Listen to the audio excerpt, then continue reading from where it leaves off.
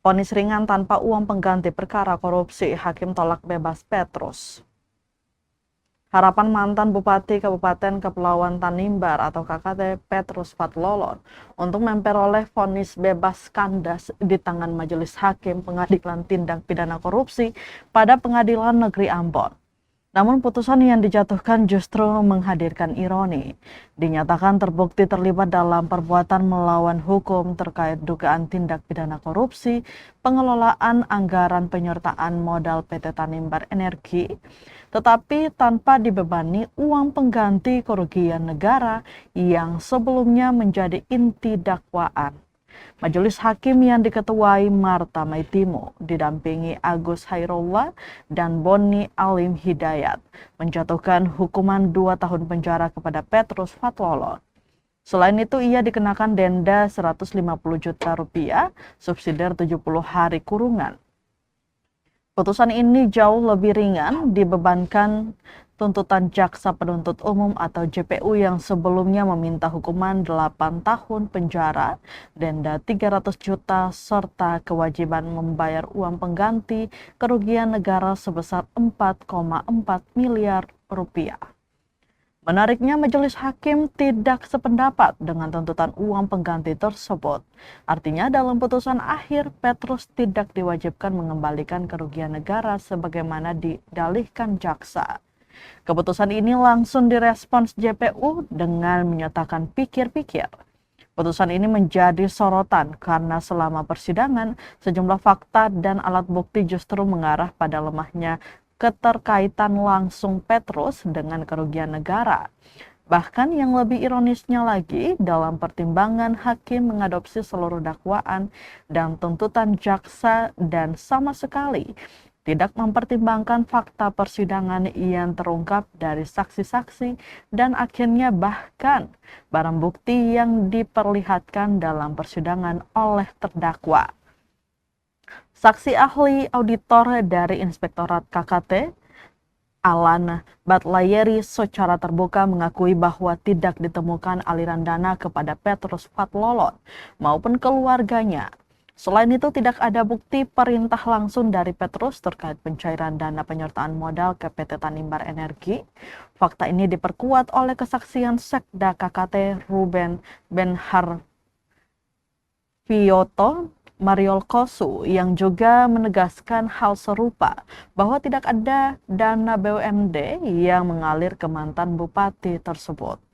Di sisi lain, Tribuners, fondasi utama kedakwaan, yakni audit kerugian negara, justru menjadi titik perdebatan sengit di persidangan.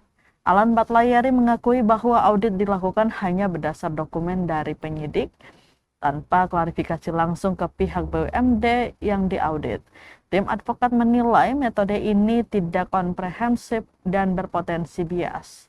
Tak hanya itu, status Alan sebagai auditor juga dipersoalkan karena yang bersangkutan tidak pernah diangkat dalam jabatan fungsional sebagai auditor, yaitu tidak pernah dilantik serta diambil sumpah dalam jabatan sebagai auditor, serta tidak terdaftar sebagai anggota Auditor Indonesia sebagaimana diatur dalam Peraturan Menteri Pan-RB nomor 48 tahun 2022 tentang jabatan fungsional auditor. Fakta lain yang mencuat adalah peran Petrus dalam proses pengambilan kebijakan. Dalam dokumen disposisi tahun 2022, Petrus hanya menuliskan instruksi diteliti untuk diproses sesuai mekanisme ketentuan yang berlaku. Menurut kesaksian Sekda, instruksi tersebut seharusnya tidak otomatis berujung pada pencairan dana, apalagi jika ditemukan masalah dalam prosesnya. Namun pencairan tetap terjadi tanpa diketahui alasan jelas, bahkan oleh Sekda sendiri. Lebih mengejutkan, tidak pernah ada laporan balik atau telaah staf yang disampaikan kepada Bupati setelah disposisi tersebut dijalankan. Inilah menjadi persoalan panjang. Persidangan juga mengungkapkan bahwa selama periode 2017-2022 tidak ada temuan dari audit Badan Pemeriksa Keuangan atau BPK terkait perkara itu.